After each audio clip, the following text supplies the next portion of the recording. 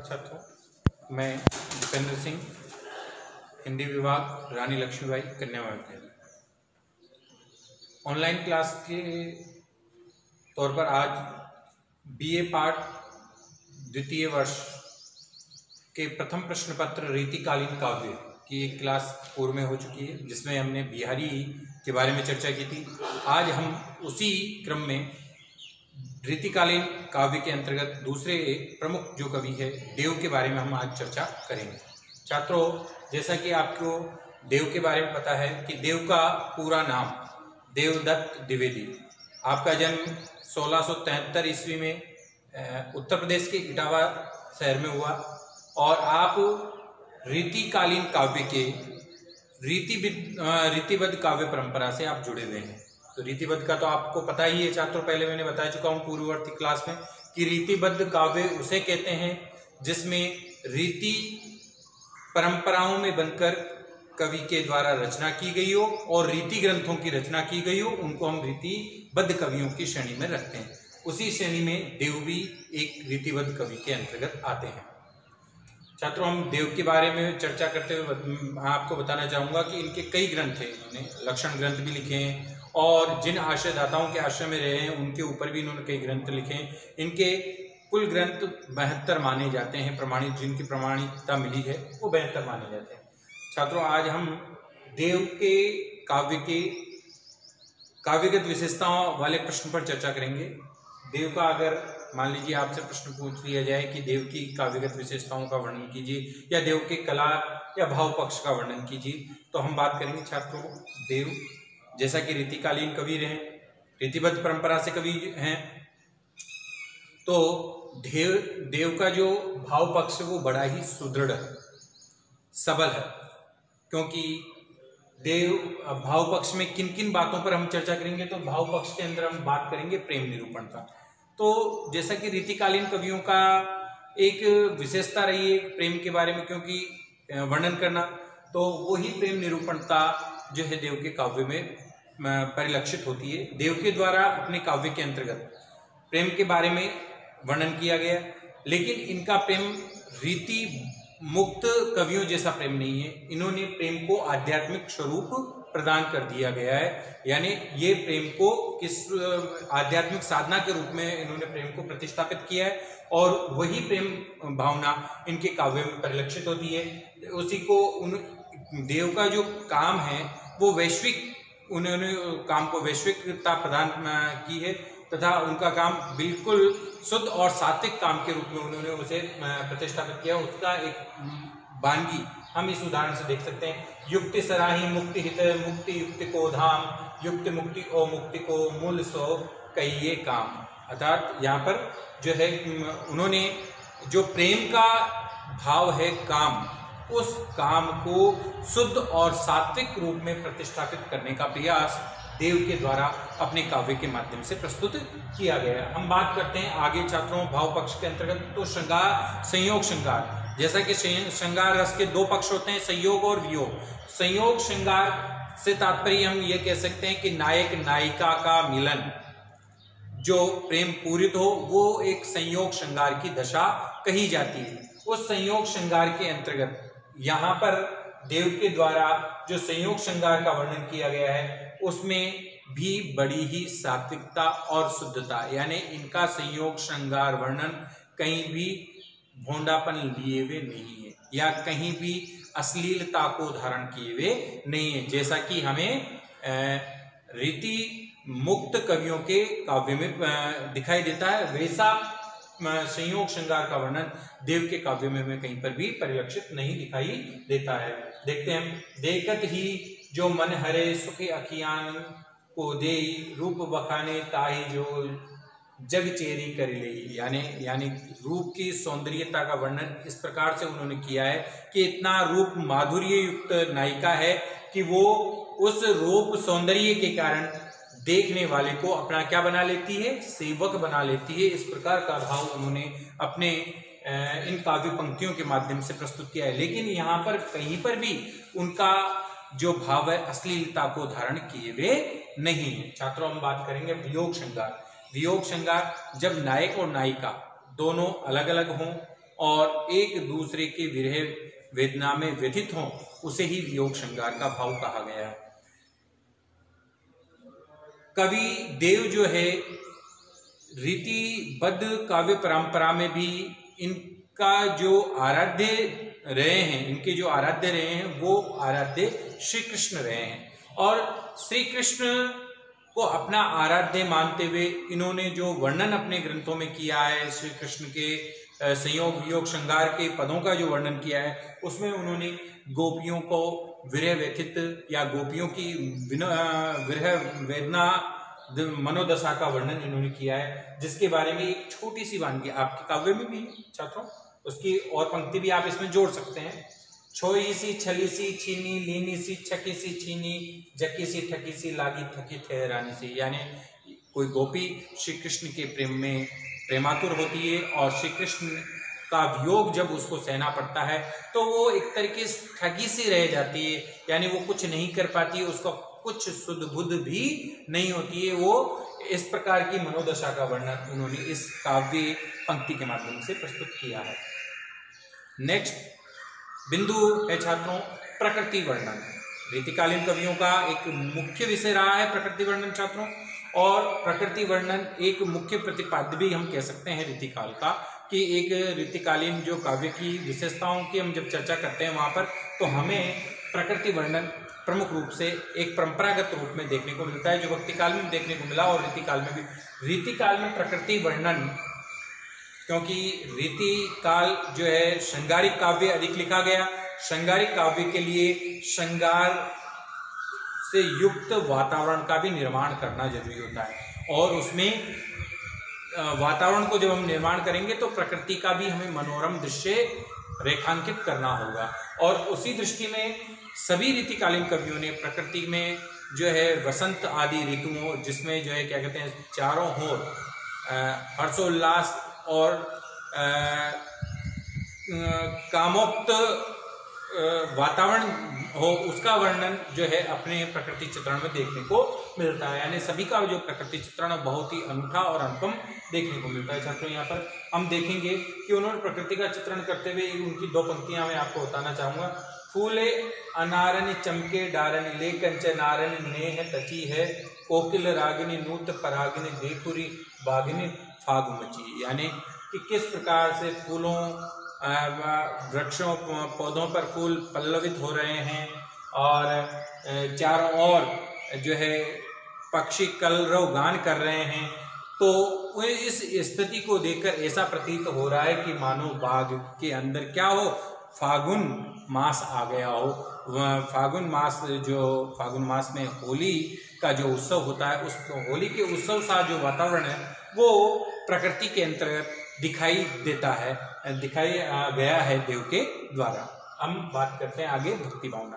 देखिए मैंने अभी आपको बताया था पूर्व में कि जो देव कवि हैं वो श्री कृष्ण को अपने आराध्य देव मानते हैं। उनके पदों में सूर और तुलसी जैसी भक्ति भावना तो परिलक्षित नहीं होती, लेकिन फिर भी उन्होंने अपने आराध्य के प्रति अपने पदों और अपने मनोदशाओं का वर्णन अपने कवित्व और सवैयों के माध्यम से उन्होंने प्रस्तुत किया है। ऐसा ही एक जो है वानगी आपको मैं बताऊंगा कि विदुर की भाजी बेर भीलनी के खाए विप्र चाउर चबाए दूर द्रौपदी को चीर में।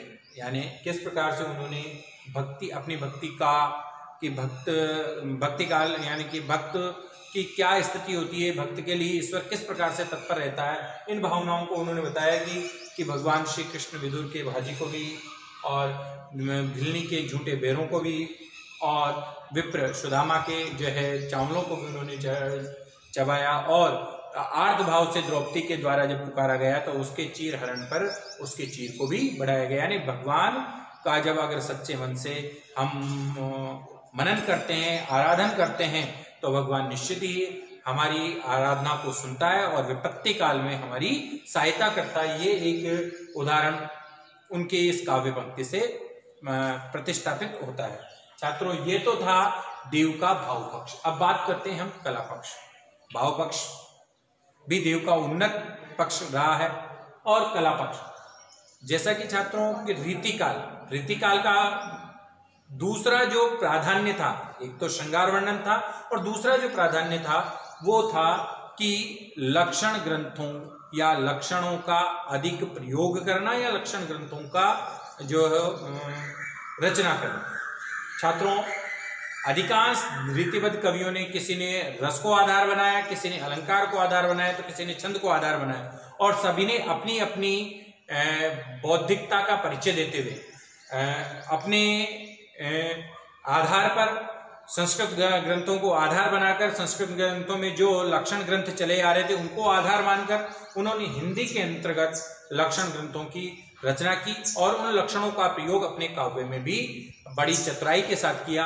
और यही कारण रहा कि रीतिकालीन कई कवियों का जो काव्य है वो ध्रुव होने के पीछे जो कारण रहा कि वो चमत्कारिक प्रवृत्ति, यानी उन्होंने अपने काव्य में इतना चमत्कारिक परिवर्तन प्रयोग किया कि उनका काव्य कहीं कहीं पर दूर हो गया।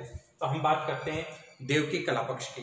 कला पक्ष में देव का हम प्रथम बात करते हैं तो चित्रमेयता का संयोजन, यानी कवि देव ने अपने काव्य के माध्यम से, काव्य पंक्तियों के माध्यम से ऐसा अंकन किया है, ऐसी रचना की कि जैसे किसी चित्र का रचना करता हो। ऐसी एक वाक्य मैं आपके सामने रखता हूँ।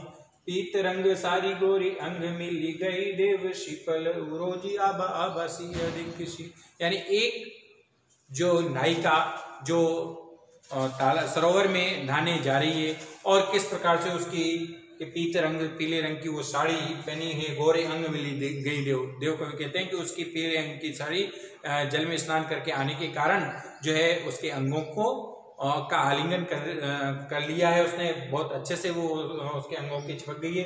इस प्रकार से उन्होंने एक इस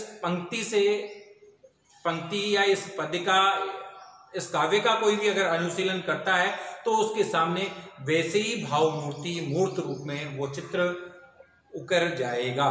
इस विशेषता के कारण देव के काव्य में चित्रमयता का संयोजन प्राय देखने को मिलता है। चाहे हम भक्ति के पदों में देख लें, चाहे हम श्रृंगार के पदों में देख लें, कहीं पर भी देख लें, हमें चित्रमयता का संयोजन जो है देव के काव्य में दिखाई देता है। अगली बात करते हैं मानवीकरण। देखिए, मानवीकरण जो अलंकार है वो तो आधुनिक कालीन काव्यों में, छायावादी कवियों के द्वारा ज्यादा प्रयोग में किया गया। यहाँ मानवीकरण से तात्पर्य हम छात्रों ये लेंगे कि कवि देव ने अमूर्त वस्तु को मूर्त रूप देने का प्रयास किया है और इस अमूर्तता को मूर्त रूप देने को ही क्या कहा गया है, मानवीकरण कहा गया है। और इसको हम देख सकते हैं, तेरो कयो करी करी जीवन रहो जरी हारे पाए परि परि त्यों तन की संभालन, यानी वो यहाँ पर कहते हैं इस प्रकार से अमूर्त जो भगवान श्री कृष्ण या उनके आराध्य देव कहीं दिखाई नहीं देते और उनके आराधन में हम हमेशा उनके बारे में ही सोच विचार करते, लेकिन वो अब भी इस विपत्ति काल में हमारी रक्षा नहीं कर रहे। इस प्रकार का भाव इस काव्य पंक्ति से उन्होंने दिया है। इसमें उन्होंने अमूर्तता को मूर्त रूप देने का प्रयास किया है, इसलिए यहाँ पर हम यह कह सकते हैं उनके काव्य में एक मानवीकरण की विशेषता भी परिलक्षित होती है। बात करते हैं अलंकार विधा। छात्रों, अलंकारों का भरसक प्रयोग रीतिकालीन कवियों के द्वारा हमेशा किया ही है। उसमें हम बात करें देव की, तो देव के द्वारा जो है शब्दा और अर्थालंकार दोनों ही अलंकारों का बहुत बखूबी प्रयोग किया गया है। देव के द्वारा अनुप्रास, श्लेष, यमक आदि, करुणालंकार आदि अलंकारों का प्रयोग उन्होंने बहुत ही अच्छे तरीके से, बहुत ही सुव्यवस्थित ढंग से उनके द्वारा उनके काव्य में किया गया है। देखिए, हम यहाँ पर एक विरोधाभास अलंकार की एक उक्ति आपके सामने मैं रखना चाहता हूँ जो आपके काव्य में भी ये चाहता हूँ। चाहत उठाई उठी गई सो निगोड़ी नींद, सो गए भाग मेरे जागी बाजे गए। यानी एक गोपी जो श्री कृष्ण के साथ झूला झूलने का स्वप्न देख रही थी और उस स्वप्न में वो देखती है कि श्री कृष्ण उसको झूला झूलने के लिए बुलाने आते हैं और उसे लगता है कि श्री कृष्ण उसको झूला झूलने के लिए बुला रहे हैं। तो वो जैसे ही झूला झूलने के लिए उठने का प्रयास करती है तो मानो वो क्या करती है, निद्रा से जाग जाती है। तब वो कहती है कि मेरे जो भाग है, यहाँ पर हम बात करें, चाहत उठाई उठी गई सो निगोड़ी नींद, सो गए भाग मेरे जागी, यानी मेरे जागने पर मेरे भाग्य क्या हो गया, सो गया। यानी यहाँ एक विरोध का भाव हमें प्रतीत होता है कि वो जागृत अवस्था में आती है और उसके बाद सो जाते हैं, क्योंकि अगर वो उठने का प्रयास नहीं करती तो शायद वो स्वप्न में श्री कृष्ण के साथ झूला झूलने का आनंद लेती और उसको वो क्या मानती, अपना परम भाग मानती, और उस भाग का टूटना किस प्रकार से हुआ, उसके जागने की कारण उसका वो स्वप्न बीच में ही अधूरा रह गया, इसलिए वो अपने भाग को सोया हुआ प्रतीत बताती है। यहाँ पर उनका विरोधाभास अलंकार बहुत ही अच्छे तरीके से उनके द्वारा प्रस्तुत किया गया। तो उनकी हम अलंकार विधान योजना से भी भली भांति हम परिचित है। बात करते हैं हम भाषा सौष्ठव की। रीतिकालीन कवियों के भाषा अधिकांश ब्रज भाषा का प्रयोग उन्होंने अपने काव्य में किया छात्रों। उनकी भाषा में अन्य भाषा शब्दों के भी प्रयोग मिलते हैं। उनके भाषा में अधिकांश अगर हम बात करें तो संस्कृत की तत्सम शब्दावली का प्रयोग देखने को प्राय मिलता है, क्योंकि उन्होंने जो लक्षण ग्रंथों की रचना की तो वो संस्कृत को आधार बनाकर किया, संस्कृत लक्षण ग्रंथों को आधार बनाकर किया, तो इसलिए कहीं न कहीं संस्कृत भाषा के शब्दों का, तत्सम शब्दों का प्रयोग उनके काव्य में अधिकता के साथ देखने को मिलता है। उनकी भाषा शैली बहुत ही सुदृढ़ और सुकोमल है। उन्होंने कई बार बार अनुप्रास और यमक अलंकारों का अपनी काव्य पंक्तियों में प्रयोग करके उस काव्य को उन्होंने सरस और सुनने में जो है बहुत ही सहज और सरल बनाया है। उनकी इन विशेषताओं के कारण उनके काव्य में कहीं न कहीं छात्रों हमें जो है माधुर्य गुण की प्रतीति ज्यादा देखने को हमें मिलती है। देखते हैं, देखो, झेरी झेरी झीनी बूंदी बूंदनी परते मानो घेरी घेरी घटा घेरी है गगने, यानी किस प्रकार से शब्द योजना उनके द्वारा वर्षा का चित्रण उनके इन पंक्तियों के माध्यम से किया गया कि किस प्रकार से वर्षा काल में बादल, मौसम, प्रकृति कैसे हो जाती है, उसको शब्दों की आवृत्ति के साथ प्रयोग करके उसे बहुत ही सहज और सरल बनाया है। उनकी भाषा शैली हम कह सकते हैं कि संस्कृत की तत्सम शब्दावली के साथ ब्रज भाषा का सुंदर और शब्दों का जो चयन है बहुत ही सहज और सरल भाव में उनके द्वारा किया है। बात करेंगे हम छात्रों कला पक्ष के अंतर्गत अंतिम जो बिंदु है छंद योजना। छात्रों, जैसा कि मैंने बताया कि रीतिकालीन कवि छंद भी रीति का ही एक अवयव है। तो हम बात करते हैं देव की, तो देव के द्वारा अधिकांश तो कवित्व और सवैया छंदों का ही प्रयोग किया गया छात्रों। किसका? कवित्व और सवैया छंद। कवित्व इनके द्वारा जो मनहरण कवित्व का प्रयोग किया गया है जिसमें 32 से 33 वर्ण प्राय देखने के मिलते हैं, और सवैया छंदों का प्रयोग इनके दो ही छंदों का इन्होंने बहुत सहज और सरल तरीके से प्रयोग इनके काव्य के लिए इन्होंने किया। छात्रों, ये तो हुआ देव का भाव और कला पक्ष। इस प्रकार से हम कह सकते हैं सारगर्भित रूप से कि रीतिकालीन कवि अपने भावों में तो प्रबल थे ही, लेकिन ये कलाकार होने के कारण उन्होंने अपनी कला का, अपनी विद्वता का, अपने पांडित्य का प्रदर्शन अपने काव्य के माध्यम से उसकी रचना में किया है, लक्षण ग्रंथों की रचना करके किया है। साथ ही अपने जो ग्रंथ और काव्य लिखे उनमें भी अपनी जो है विद्वता का प्रयोग किया है। साथ ही अपने आश्रयदाता को भी अपनी विद्वता का परिचय देने के लिए भी उन्होंने इस हेतु भी अपने पांडित्य का प्रदर्शन अपने काव्य में अधिक किया है। इसी के साथ आज की क्लास को यहीं समाप्त। धन्यवाद।